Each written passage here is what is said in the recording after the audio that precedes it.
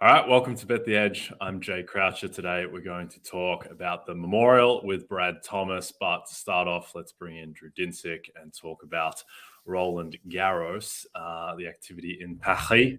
Our wake and cash bets, Stefanos Tsitsipas played better than I think either of us anticipated. He made short work of RCB, so we didn't get the over 33.5 games home. But Dasha, your girl, Dasha Kasatkina, who's now 37-1 to win the whole damn thing.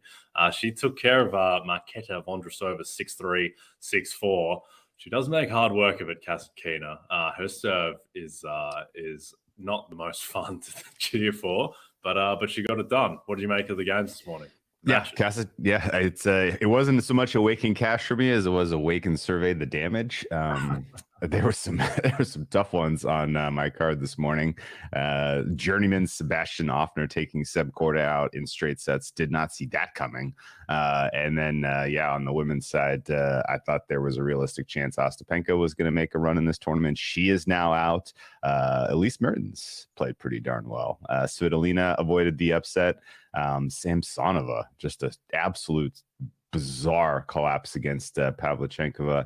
And then, it hasn't been super great, as far as the betting results so far, but I like sort of the way the tournament is shaping up. There's a lot of interesting ways to attack right now. And I got to just say, like, even before getting into this morning's results, man, I don't know if you watched much yesterday, but probably one of the coolest moments in tennis of the entire year, maybe in a while, was the night match between Sebastian Baez, who's a very, very good player, very good player, takes on Gael Monfils, who we just haven't seen much of. And Monfils, in the fifth set, cramping, down 4-0, manages to fight his way back to win 7-5. One of the cooler moments, just based on the crowd getting behind him and how much it meant to him, because this is probably his last run here. I mean, if not his last run, the last run where he's realistically winning matches here. And, this wouldn't have happened a few years ago because they didn't have lights on Philippe Chatrier. They made them stop playing when it was dark at 9:30 or 10 or whatever.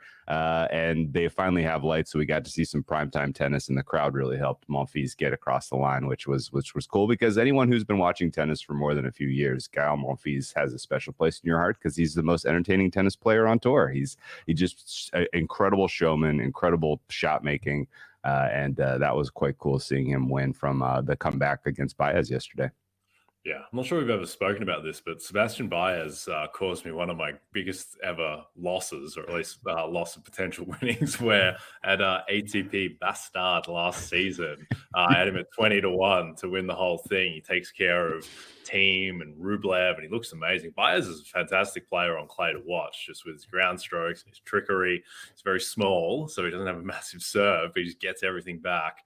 And then he jumps minus 250 in the final against Francisco Cerundolo, I want to say. Yeah. And Baez is in control of the first set, and then has like 7 set points on Cerundolo's serve, blows the tiebreak, and then just falls to pieces. And the 20-1 goes up in flame. Never had anything the other side. So thanks for that one, Sebastian. Glad you won. Yesterday was, it was. What do you call it? The deja vu all over again, Jay. Yeah. He was minus 800, breaking Gael for 5-4 lead in the fifth set, and then lost 7-5. Yeah. Baez has got a little bit of the Boston Celtics in his game with a close lead. Feels like he turns everyone into Jimmy Butler down the stretch. But I digress. Before we bring in Brad, anything in the outright market after the first results? It's interesting. Obviously, Daniil Medvedev goes down in stunning fashion. He really could have lost that in straight sets. Ends up losing in 5. And then on the women's side, Krejcikova goes down, which makes the draw a little bit easier for Iga. But I think the big thing from yesterday was that, or the past couple of days, is Iga doesn't look great. Rybakina doesn't look great. Sabalenka looks great. Ons Jabeur looks great. But what do you think of the outright at the moment? Yeah, I think Iga's price got a lot shorter for Q1 and for the championship, and that makes sense because Q1, which was it was a who's who of this is going to be a very difficult for her to get out of this quarter. Well, now all of a sudden, it's looking pretty soft. She may ultimately have to play Mira Andreeva, who might be one of the up and coming future world number one on the women's side. Like that, she has that level of ceiling. Other than that, a lot of her other competition in the quarter has gone out. Q2 looks definitely bet against the favorite in my opinion, and we'll get to that in a moment because I think Rybakina is in for a little bit of a test tomorrow morning, and that should open the door for our girl Ons Jabeur. She looked physically fit. She looked very, very sharp in her opening match. It was not an easy match at all. Like that was that was a tough draw for her to get that in round one, considering how little she's played. Bronzetti coming off of a title, could not produce any winners. John Jabeur was amazing. And so, yeah, she's absolutely live to win Q2. If something happens to Iga, either via injury or just a general insane upset, then Ons Jabeur could be your top half representative in the final against the likes of Sabalenka.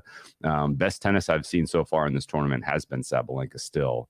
And I think she realistically would be the only bet to make in the futures market if you're just going to take one shot, because she's still in the plus 400, plus 500 range, which should probably be closer to 250. And, I think, again, it's not incredible to think that this could still come down to Iga versus Sabalenka in the final. But the Ons Jabeur is worth considering at this price. Q3 is still wide open. Take a long shot, swing for the fences there. That's still by far the weakest quarter. And in some regards, Elise Mertens kind of stands out in terms of price there. She should probably be co-favorite or favorite. So, it's going to be interesting to see how this unfolds. But Ons Jabeur for me is rating up. You have to ding Iga a little bit for what we've seen so far.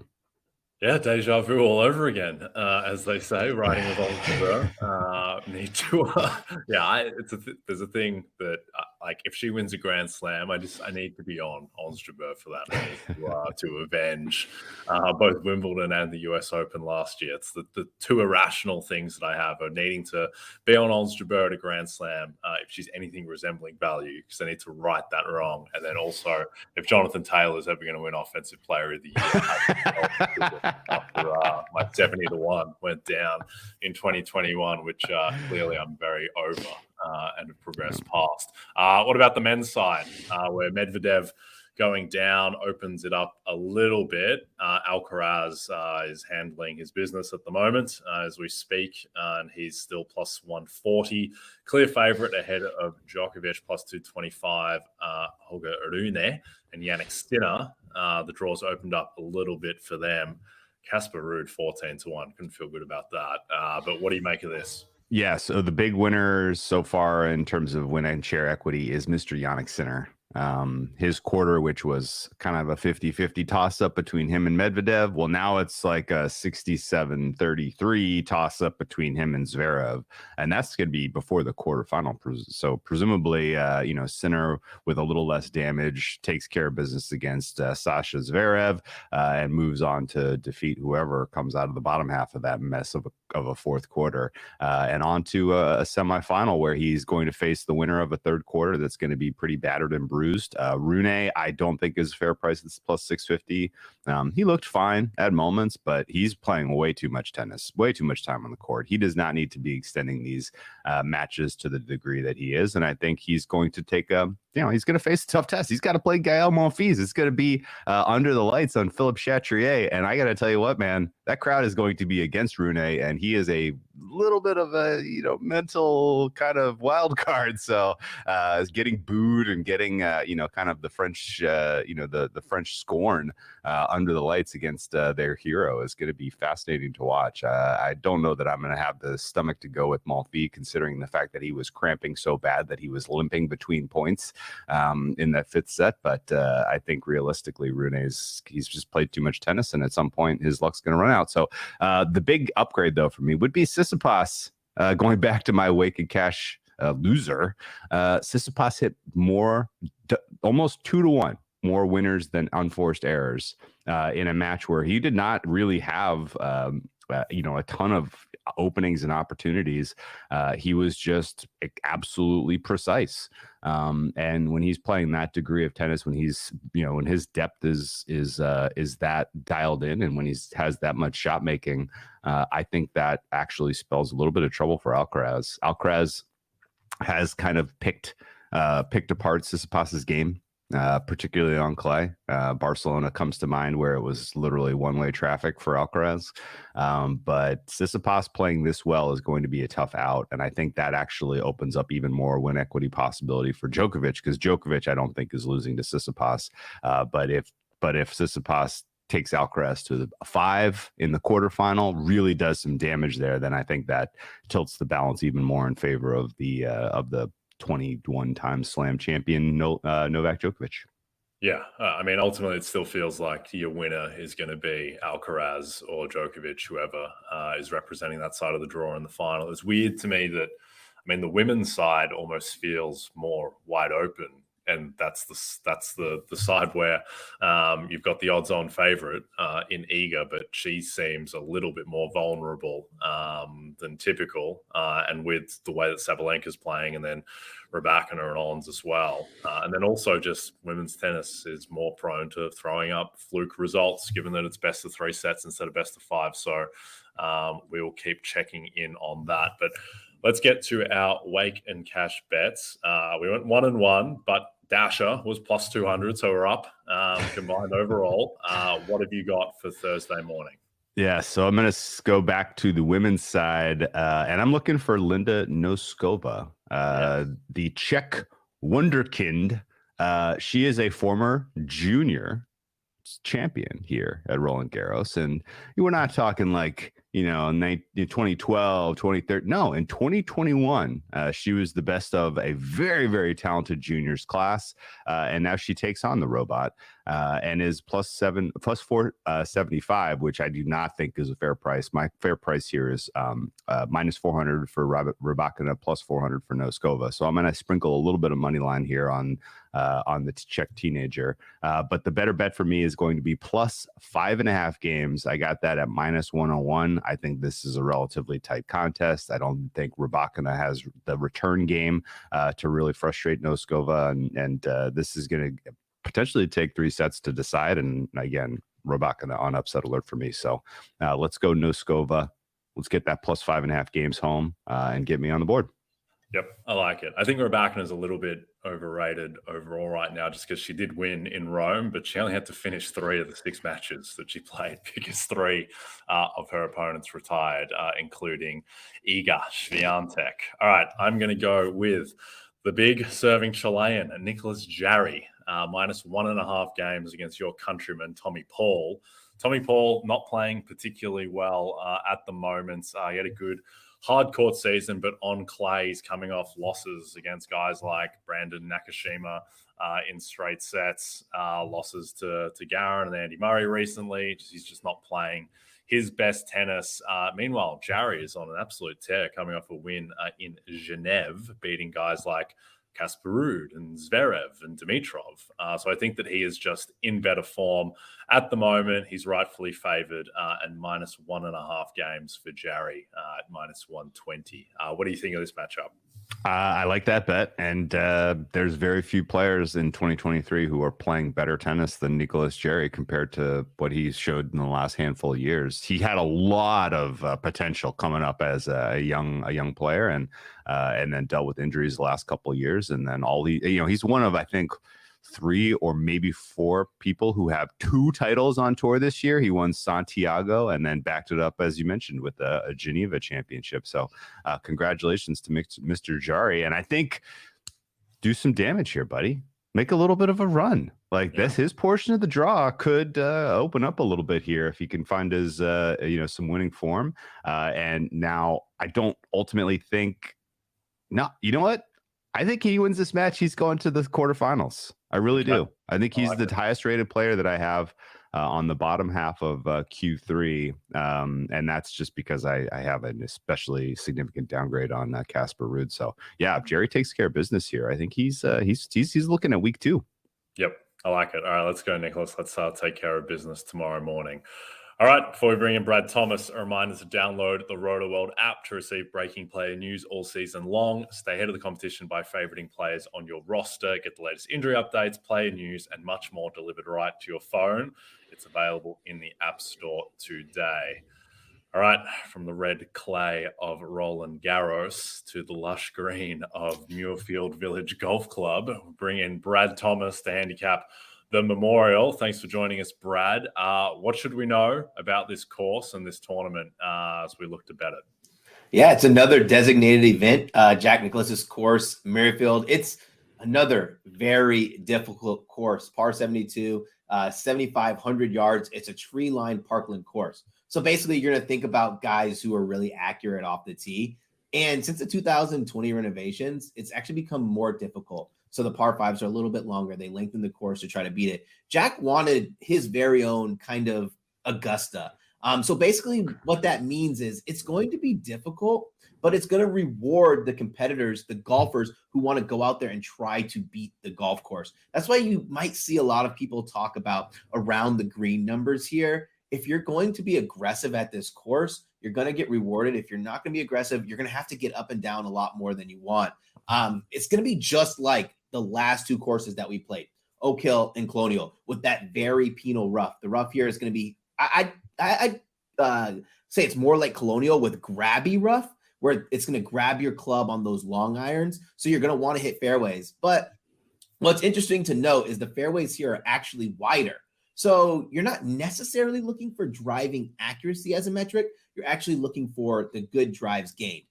The difference between the two, driving accuracy just talks about the percentage that you hit fairways. Good drives gains talked about how many fairways you hit or how narrowly you miss the fairways. So basically, if you miss the fairway by a yard, you're not going to be as punished as if you miss the fairway by 4 yards. That difference in rough length in the first cut in the 4-inch rough is going to be enough to actually bring bogey into play. But this is going to be a fun tournament. The field is stacked, and there are a lot of guys who play really well here. That's fascinating. And I got to tell you, looking at sort of the recent winners, these are the world elite. 2 from Patrick Cantlay in 2021 and 2019. Jon Rahm, of course, took home 2020's version of the event. Bryson DeChambeau back in 2018 when he was realistically threatening for majors, and of course Billy Horschel last year, bringing home the biggest prize of them all in 2022 as they elevated the event in terms of prize money. So I guess what I'm getting at here is if the favorites are in general coming through here at the Memorial, is it worth looking past Scheffler and Rahm, or is 6-1 and plus 750 a little bit too rich for getting involved?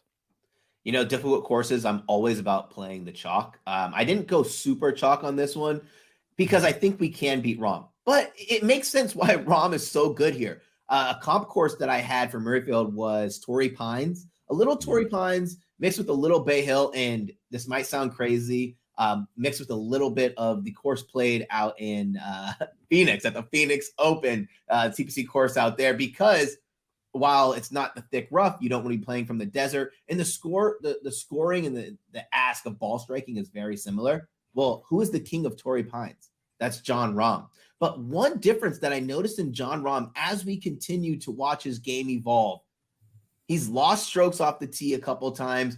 He's ranked right now 52nd in strokes game off the tee in his last 36 rounds. So if there's any small little thing I can say bad about Jon Rahm's game and why we can fade him, it's that.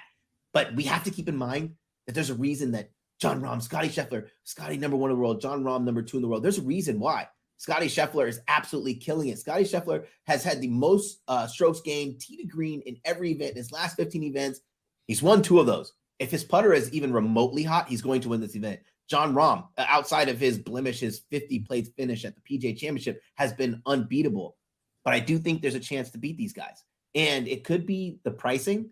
But if you want to ask me realistically if I want to go and take Patrick Cantlay at 11-1, 10-1, I can't do it. It's just really difficult if you take a Jon Rahm at 7.5, right? And you talk about his win equity. And this is no disrespect to Patrick Cantlay, because Patrick Cantlay Feels like he wins the BMW every year. Feels like he wins a tour championship every year. And then he always scatters one in. That's 3 tournaments a year. That's very good win equity. When you're talking about a guy like Jon Rahm who's winning consistently, he has a higher win equity. You take a boost and put it on Jon Rahm, you get odds closer to what? 9.5 to 1. What's the difference between 9.5 to 1 and 10 to 1 on a guy who has higher win equity? So I just can't get behind Patrick Cantlay. I did pay Cantlay in some creative ways. I don't always recommend finding parlay legs, but I put them on my Twitter all the time. So right now we're sitting with Patrick Cantlay at what?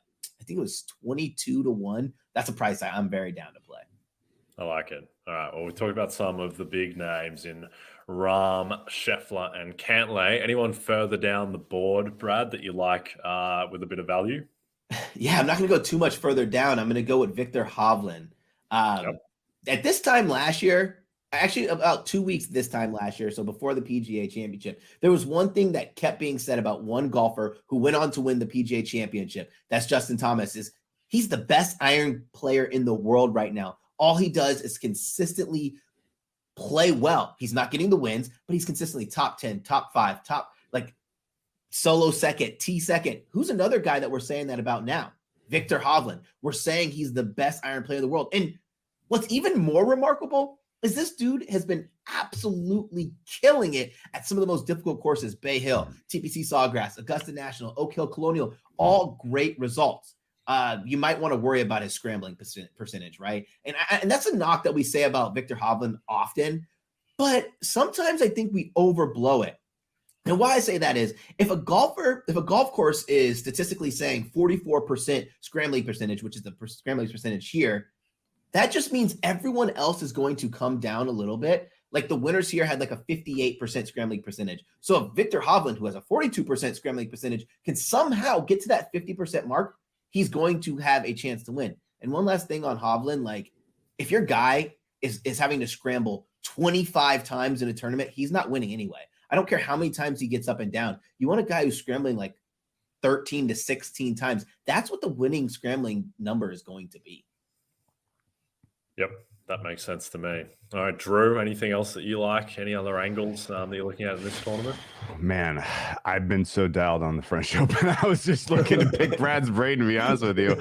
But I think really and truly, a very sound point you're making on Hovland. And, I was shopping his top 20 prices. I'm seeing it a little bit in the minus odds here, minus 135. Probably got to pass on that, but he's definitely playing well enough right now to be given due consideration. There's got to be another kind of other longer price in your book. What else you got? Yeah, I have two, and one I'm going to go and I'm not going to talk about too long, but it's Corey Connors. If we think about Corey Connors, the thing that's so great about him is he's such a great ball striker, right? He gains a ton of strokes on approach. When Patrick Cantlay won this event, he had missed 4 straight cuts. And then the week before, he finished T23. 2 weeks before, he finished T23 at the PGA Championship and then went on to win the Memorial. But what was so funny about what Patrick Cantlay did in that run was, 5 straight events? He had lost strokes on approach heading up to the PGA, and he went out and gained plus 7.9 strokes on approach at the PGA and then went on to win this tournament, right? Now we look at Corey Connors. Corey Connors had struggled earlier in the season, ended up winning Valero, and then he was leading at the PGA and then had a catastrophic meltdown. Honestly, if you have a catastrophic meltdown at a major championship, I don't care because he's going to gain strokes on approach. He's going to gain strokes on the tee. And the last guy I'm going to give you, Hideki Matsuyama. I actually opened this poll up. I had 3 golfers that I really liked, and JT, Jordan Spieth, and Hideki Matsuyama. I opened the poll up on Twitter, who should I bet? But I needed to know reasons why. And the reasons why is because he's had success here. He's a guy whose price is absolutely elevated. He's over 40 to 1, 45 to 1. I think I locked him at 48 to 1 versus a 30 and a 35. And he's another great ball striker who plays difficult courses very well. Yep, I like it. All right, Brad. Well, thank you so much for joining us. Everyone can follow Brad on Twitter at Mr. Brad Thomas. What else are you working on this week, Brad? Yeah, so we're going to finish up the Memorial breakdown. I'll have some top 20 plays. They're not going to be super juicy like last week, even though we cashed them all, but the small bet. And we're going to start breaking down the new teams in the Premier League. Talk about Luton Town. How exciting. Luton Town chat. Nothing better. Wow. I think they're minus 250 to get relegated. It's very grim, but hopefully they can stick around. All right, Brad, thanks so much for your time. We'll speak to you soon. Have a good one, guys. Cheers. All right, just a reminder, Drew, Sunday morning means MLB leadoff. Watch exclusive live games all season long on Peacock. This week, check out an NL Central battle between the Cardinals and the Pirates in Pittsburgh. Both teams stunningly live for that division. Catch the action live this Sunday at 11 a.m. Eastern. All right, Drew, before we close out, anything else that's on your card? Anything else that's on your mind? Yeah, so yesterday did a lot of soul searching, a lot of deeper kind of evaluating of the NBA Finals after we talked to Kurt and Vaughn, and yeah, I'm staked up on Nuggets sweep. Yeah. It's not looking good for the Heat. I don't really know how to say it, but this particular kind of a degree to which I think they're drawing dead in game one, I only think you can really capture value by getting Nuggets down pre-series. I think waiting for it is you're just going to end up wishing you had done a pre-series, kind of bigger bet on something crazy like winning all four. I again, like Michael Porter Jr., top scorer, is a fun one we talked about yesterday. I staked that. I got in the 38-1 range, decent sized bet. And then game one, it's going to be all Nuggets for me. I think I'm going to take some Nuggets team total over, in addition to laying the points. And first half, full game, first quarter, all of it. Yeah. Unfortunately, I need the Heat in this series because pretty much all my Nuggets equity was to win the West, because I figured that they would be a dog on average in the finals, given they didn't have home court against Milwaukee, Boston, or Philly. And obviously only one of those three teams was ever going to come out of the East. But here we are. And I've got my Heat, I think 20-1, 26-1, that type of range when they were beating the Knicks. Weirdly, I felt better about the Heat before they won the Boston series, which doesn't sound like it makes sense, but I just felt that there was maybe a bit more variance to the team before the Boston series. And then the Boston series just kind of confirmed the idea that they are a very solid, very respectable, probably like the caliber of team that they were last season when they won 53 games and were a 1 seed, but were also 3.5 point dogs in Game 7 at home to Boston. That's the team that they are, and I think that the Nuggets are a juggernaut and are a fair bit better than that. So I would be stunned if Miami win this series, even more so than them beating Boston, just because Boston, like we talked about yesterday, Boston and Milwaukee are two teams where their offenses can really go in the tank. Mm-hmm. And Denver's offense just can't. Jokic is just too good. I have no idea what Spoelstra is going to scheme up to try and stop him, but excited to see. It's going to be painful rooting for Max Strus and Caleb Martin against the best player in the world, but this is the place I'm in. And there's not a ton of meat on the bone on Nuggets minus 500, but I do think the sweep. I do think 4-1. I think Nuggets minus 2.5 series handicap. If you can get around north of plus 130 on that, I think that those are all bets, because I suspect this is going to be a short series, but I hope Jimmy and Spo have something up their sleeve for me. Last thing I want to say before we close out is just that with live betting, these games, I wanted to mention this yesterday and it slipped my mind. When Tatum turned his ankle on the first play of Game 7, live market basically didn't react outside of a couple of places. And that is just something to watch whenever you're betting live, that it's very difficult to price that stuff in real time if you're a trader. And the way that these live markets work is they run off the model of whatever the pre-match closing line was. And it just runs off of that, and then a trader oversees it. And if a guy gets seriously hurt and is gone to the locker room, then they will make a manual adjustment in real time. Or if it's a football game and there's weather that wasn't forecast, they'll make a manual adjustment. And you go into the model basically and change the pre-match closing line. And then the model runs off that new number. When Jason Tatum sprains his ankle but stays in the game and kind of looks okay at first but doesn't, it's very difficult to make that adjustment in real time. Mm-hmm. But it was pretty clear when he started limping around that he wasn't the same guy. And so someone who was heavily staked on Boston to win that series was able to get out a little bit. Still wasn't a great result overall, but that's just one thing to look out for with live betting these lines, because live markets just aren't as efficient as the match markets. I want to add one thing. We're in the later stages of the playoffs, which means guys are going to play through it. Yeah, definitely. And be a little bit less effective. Exactly. Yeah. And Tatum couldn't do anything in the second half, where it seemed like it stiffened up on him at halftime, and then he was just basically done and took 13 shots in 42 minutes, and the Miami Heat are in the finals as a result. We'll talk plenty more about the finals coming up, but for now, we are done. So don't forget to check out NBCSportsEdge.com for more information to help you with your wagers. Thanks everyone watching on the NBC Sports YouTube channel. And if you're listening to us in podcast form, don't forget to rate and subscribe to us. Go Linda Noskova, go Nicholas Jarry, and we'll check in tomorrow. Good luck with your bets. We'll see you soon.